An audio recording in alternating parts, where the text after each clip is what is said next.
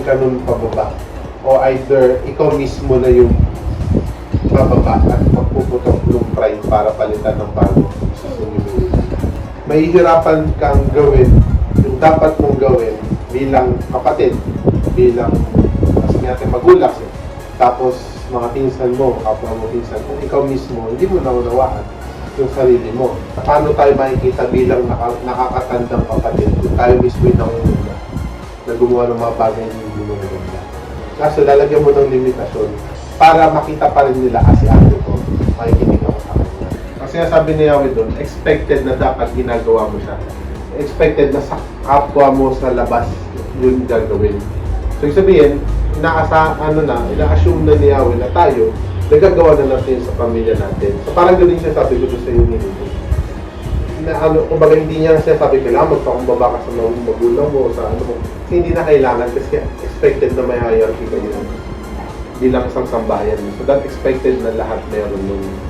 Kasi yun yung gagawin mo doon sa labas. Paano mo hinindihin yung mga klase mong makukulit kasi yung mga hindi mo nakakasundo sa labas ng bahay niyo. Kung dito mismo sa bahay, hindi kayo nagkakaroon ng pagkakita.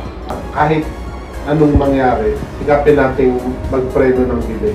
Sana, magamit yung aral sa labas nitong bahay, lalo-lalo na sa school. Lalo-lalo na yung mga bago palang papasok. Na sana, makatulong tayo ng ibang kaluluwa sa labas. So, yung matandaan nyo lang, sabi ko kanina, di ba? Merong taong wise, merong taong otherwise. Anong sa dalawa ikaw dun? Kung wise ka, hindi mo na dapat yung mga nagawa mo dati. Lalo na, pag school year na kayo. Yung mga pagkakaroon dati, pwede nyo siyang balikan sa isip nyo. Pero kung babalikan nyo, makakakuha na parang hindi na siya. Kasi kapag naulit ka, doon kayo sa otherwise living niya. Isa sa pinakamahirap na halaban natin bilang tao, yes. Para siyang pride. Sorry, it represents pride. Yung pride, kung tutusin, madali lang siya. Madaling magmataas. Yung pride, para siyang logo, kanina, darating sa punto na bababa at babagsak siya. At kapag bumagsak siya, definitely, hindi yun dahil sa sarili mong pag-isip. Si Yahweh, gumagawa siya ng way, no? Naglalatag siya ng way para ibaba yung pride natin yun.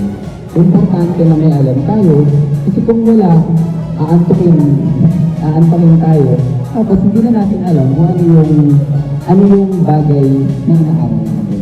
Importante maunawaan natin yung aral. Kaya importante sa atin, yung bawat inuutos ay yung bawat siya. Bawat sinasabi, kayong bawat siya. Pinakakawahan natin kung bakit tayo nagmamalaki, nagmamataas, at subukan natin magpasailalim at sumunod sa ating mga magulang.